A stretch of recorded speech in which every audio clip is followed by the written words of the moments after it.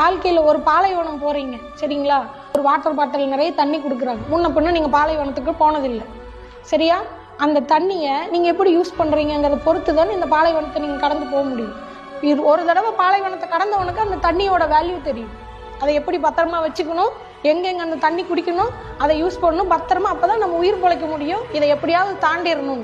முன்ன பொண்ணு பாலைவனம்னா எப்படி இருக்குன்னே தெரியாதவன் என்ன பண்ணுவான், முதல் தண்ணி எடுத்து கொடுப்பான்.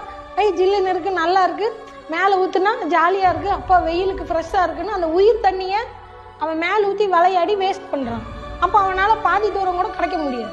கொஞ்சம் தூரம் போக போக தான் அந்த தண்ணியோட அருமை தெரியும். ஐயோ எனக்கு தெரியலையே, அந்த தண்ணி இருந்தால் இப்போ குடிச்சிருக்கலாமே, நான் விளையாடி அந்த தண்ணி வேஸ்ட் பண்ணிட்டேனே, எனக்கு இதோட அருமை தெரியலையே.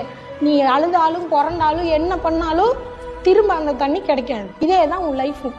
எல்லாரும் ஒரு தடவை பிறக்கிறோம், இந்த வாழ்க்கையை கிடக்கிறோம். அந்த நேரம் தான் உன்னோட தண்ணி சரிங்களா.